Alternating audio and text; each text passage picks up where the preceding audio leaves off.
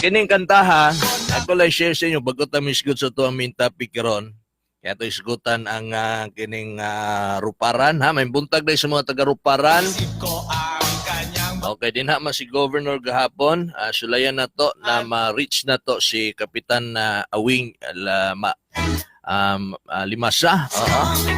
Aron to. Good morning once again dia sa ruparan. Kanang gikanta ron ni Andrew Ing Banyo Queen. Share lang nako sa inyo ha kay nalingaw gyud ko ani. Atong birthday ni Governor Cagas naigamay nga salo-salo anang gabi kay ang katong dako nga salo-salo dito man to sa Coliseum, di ba?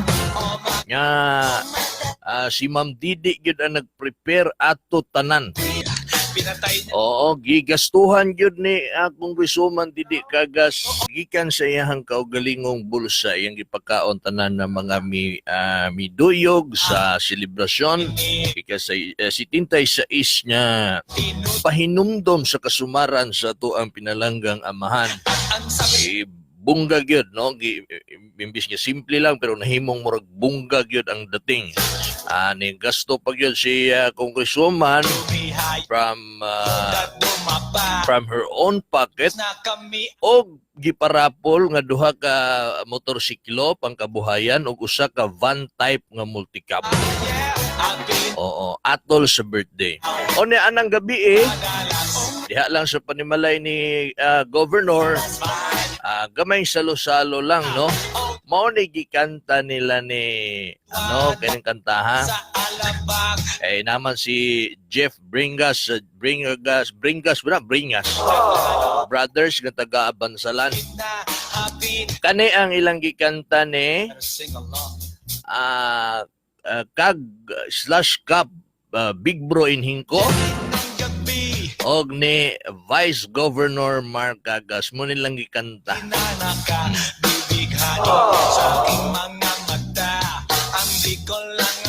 Lingaw kayo.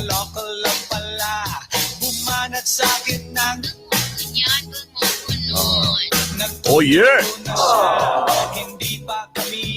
Imagine, kamauday mo rap day si Vice Governor Mark o si Kagawad/Kapitan Big Bro Inhingko. Naa din sila yung mga hidden talent ay ha. Mauday mo rap. Yan ay yun, kuhang-kuha.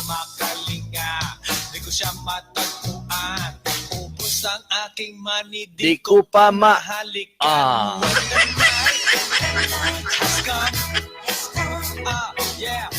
Lingaw kay mi ato no lingaw kay mi og salamat kay na-appeal ta sa naimbitahan. Alright, alas 8:46 na sa buntag may gala kini oras sa gitugan nato sa mayong kabubuton sa Red Dragon Meat Shop ang gipanag-iyahan ni Eric Agbon alang sa mga nangita og karning baboy nga garantisado. Red Dragon Meat Shop na sa Matanaw, Bansalan. Ang Sadigos, hapit na ha? Ang kuto alis, mga bay. Ang problema sa inyong mga katol-katol sa ulo, dala sa kuto kuya madlusa o kaspa, na imbinto na ang mupaggang sa mga katol-katol. Kuto alis. Available sa inyong mga suking butika, ipanag-iyahan ni John Paul Go. And of course, ang Sideway Drive-In walay paglubad alang sa mga gustong mag-check-in. Adto na sa Sideway Drive-In Bugnaw, Hinlo, Hamugaway, peaceful o affordable. Sideway Drive-In Magpahuway. Si Kapitan Awing Limasa, kumustahon na to kay hapit na pod ang araw diha. Niya kagahapon dinhaa gipahigayon ang medical mission. Ayan. Ay. Ayan na anas sa linya Kap. Good morning Kap. Live ta sa Ronda Probinsya sa Charm Radio Kapitan Awing. Ikot kami sa Charm Radio sa Digo City. Sa pong angkor nga si Michael Lacua. Yes, Kap. Okay. Kap, once again, live ta no. Kap, kumusta ang medical mission bago ko mangutana sa mga activities na to sa ato ang umaabot niya araw Kap no? araw. Oo, araw sige. Diri sa ta sa medical mission gahapon kap dinha si governor gibisita ang imuhang mga constituents sa Barangay Ruparan. Kumusta man kap ang nahitabong pagpanambal sa imong mga constituent? Wala yun. Salamat pa sa tuwang gobernador, no? Buntag sa tuwang gobernador, Dudu Cagas, sa tuwang congressman, Ma'am Didi Cagas, sa tuwang vice governor, Mark Cagas, sa tuwang mayor, Joseph Cagas. Una, Mike, successful kayo ang medical mission gapon. Kay lipay kayo ang mga tao. Kay nibisita po si Gobernador Cagas dito. Naghatag po siya mga mensahe nga kinanglan nga importante yung kayo ni sa tuwaning medical mission. Unang giligid pwede nga dili magpadayon kaya ako kayo tabang sa atong katawan sa Davao del Sur, Mike. Mga pila sa kap ang mga kaigsuonan nato nga misalmot sa medical mission og na serbisyuhan. Ubay-ubay dyan kayo kagapon, Mike, daw. Siguro mga 600 o 500 katao ito gapon ikan sa puntag. Nangulit na po ng uban, malibalik na po ng buwan, kaya wala siguro mabilin silang balay, kaya wala puli-puli lang. So, antod sa alauna, gapon ng na tagaan sila upang tagad sa atong team sa medical mission, Mike. Oo. So, kap, ang medical mission, kabalo man kaani, ginabalik-balik na to, nga dili ni siya part sa kanang pamulitika nga trabaho or dautan niya pamulitika ba, kumbaga. Sa imong nakita sa mga taga-Ruparan, dili lang kay ang mga misuporta sa administrasyong Cagas ang nagpahimulos. Lakip na sabtong taga-Pikas, Kap. Tinuod yun na siya, Mike, no? Ngani, wala pili ang serbisyo ang ato ang gobernador. Niya, dako kayong tabang, dili dyan siya pwede nga ulog ang politika kay kaya na nga. Matukot sila o mga doktor kay wala na po rin taon po sila ikapiti o ikabayan sa pagkachikap sa kulimbawa ng hospital. Wala na ko kaya sila o pasalamat na ipaglato yung ipato yung gobernador sa alabarat sila sa mga team sa medical mission para makatabang dyan sa mga tao sa mga ilang ibang bati sa mga katagdatag sa kalawasan, Mike. Usa man niya mga serbisyo nga pagpanambal ang na-avail sa imong mga kaigsuonan diha, Kap? Magagapon, Mike, katong tuli, tapos naihilo katong yung piralog mga sis. Inapoy katong sa mga sa mataw sa mayuma gali schedule na to sa usaon na to sa pagsupira kan schedule ba sa SPMC pero pinagi niya po sa recommendation sa tuwang taga medical team, Mike. Okay. So mga nahuman ang kuan, Kap, ang pagpanambal nahapunan na.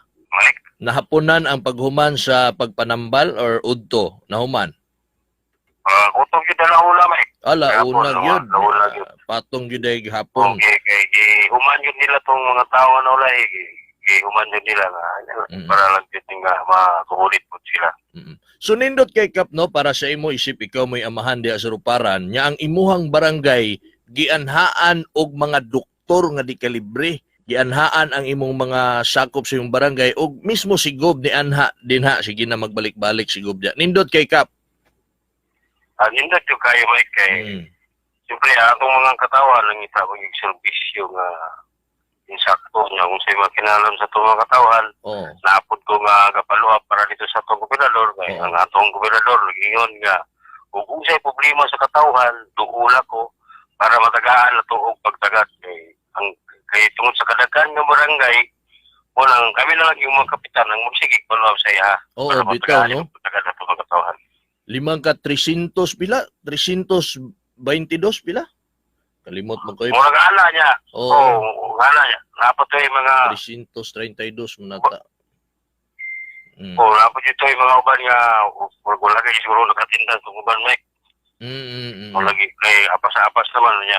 Isolation na lang sila upuan ba.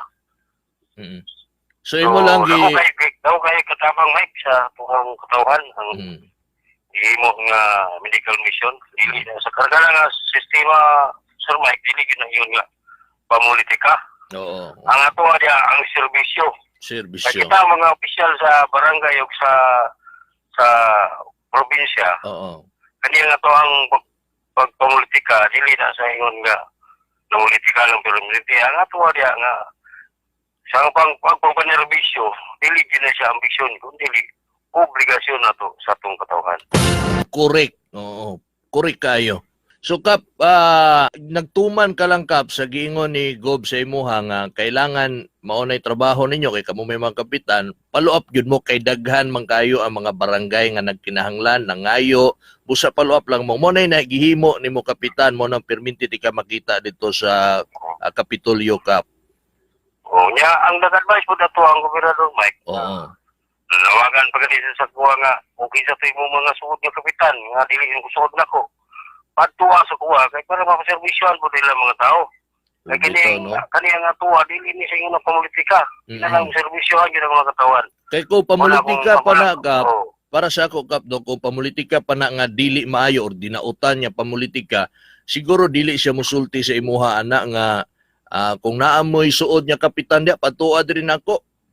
Oo. Diba? Okay, isa ko yung makakuan ko din na. Siyempre, Mike, ang mga tao ko, Mike, ang atong mga kapitan nga marag mahadlok o dool sa kanggo, dapat dili sila mahadlok. Ang ilang tanaw, dili lang ang ilang pagkasiya. Tanaw nila ang bulhog sa kadaghanan sa mga tao silang barangay. Dapat mahugin ay dapat nilang tanawon. Correct. Walang dapat yun sila umatay sa kanggo. Kaya huwag gilaan makatabang sa ito, Mike. Ang atong yung gobernador o atong mayor. Correct. Sa kalilaing mga lungsod. Correct. Okay. So, Kap, humanta dia sa medical mission. Congratulations sa mga taga-Ruparan yung naka-avail. Pero, human sila na check up, Kap, naapod sila yung nabit-bit yung mga tambal na libre? Libre, Mike. Katong kaya sa mga bata, mga vitamins, libre sila. Katong mga maintenance, ihatagan sila. Kaya na mga si gobernador nga tagahang ito lang inanglan. Ito instruction ni Gob pag-diskurso. Katong mga planang high blood, mga maintenance, Mike, itagahangit sa tuwang team sa medical mission. Okay. Sige, Kap. So, okay ta diya sa medical mission, Kap. Mo proceed mi pangutana, kalabot aning mga activities, unsay mga atngan nato karong December. Ugma? Ugma. Mike, karong Mike, naamig karon sa area kay motor trail competition man karon. Okay. Gani lang mga motor trail nagpulupig practice na karong mga taw-taw sugdan na po siya. Asa dapita na Kap? Dili sa San Vicente, Mike, sa Ruparan. Okay. Padulong Riverside. Open tanan, pwede mo tan-aw bisag dili taga Ruparan. Open para siya, open. Gani Oo. dagan na ubay na po ng mga tao nga naagi karon. Oy, sa mga naminaw karon hilig og kanang motor trail, no? Kap, motor trail. Oo. Motor trail. Motor trail na karon hapit na sugdan mga higala diha sa may San Vicente sa Ruparan. Adto na mo dito karon na dayon. Okay, Kap, unsa pa Kap? Sa pagkaroon, Mike, mga plan na. Oo, ugma. Alam mo na itong parade niya, culmination na dahil mga bisita, ugma. Niya, pagkagabihin na, Mike, purok, pang Solares, o kay Lupong, taga-Mayapa, ug mga barangay official night, ugma, niya, with Capitol Ban, Mike. Kayo niyang gabi, Mike, pero niyang gabi, mga final sa mutya ng Ruparan. Oy, wow, kini mo inindot. Mutya ng Ruparan, ugma sa gabi. Karong gabi. Ang final sa mutya karong gabi. Karong gabi. Diha mutya ng Ruparan. Diha lang sa gym. Sa gym sa barangay Atbang, Mike. Okay. Sige. So, klaro na ko, karong gabi karong gabi na ang final sa mutya ng Ruparan. Onya ang pagkaugma, sugda na ang programa kay ugma man gyud ang araw hangtod anang gabi naay Capitol Band diha. So bibo na ugma sa gabi din ha. Og ikapila nga araw na to ni Kap? 15 araw ng barangay Ruparan, Mike. 15? Araw. Ika-15 nga araw ng barangay Ruparan. Okay, 15th araw ng Barangay Ruparan. Siguro mao ni ang usa sa pinaka-aligre o usa sa pinaka-bibo nga nahitabong araw, 15 nga araw sa Ruparan. Tinuod yun na, Mike. First time po din nag-celebrate ni Mike nga ang ato ang mayor o ato ang gobernador kaalyado nag-usa sa pagpanerbisyo sa kada barangay o kalungsuran. Napansin gyud ang kabibo, ang kasadya o gudyaka sa Ruparan Kap. Okay. So, anang yun lang. Yes. Kap, sige Kap, last mensahe nimo Kap para sa ika-15 nga araw ng Barangay Roparan. Unang-una, no, sa pasalamat ko sa mga katauhan na sa kada gabi kasi ato sa itong barangay. Niya, 15th araw ng Barangay Roparan, ang atong mga kaigsunan nga naadri nga ato lang iwasan ang mga kabingkil-bingkil, ato isaulog ng atong araw sa malinawon. Merry Christmas, Mike. Oy. Happy New Year. Merry Christmas po nimo diya Kap. Merry Christmas. Alright. Sige, salamat kay Kapitan Awing Limasa sa Roparan. Thank you Kap and good morning. Sige, salamat. Okay, sige.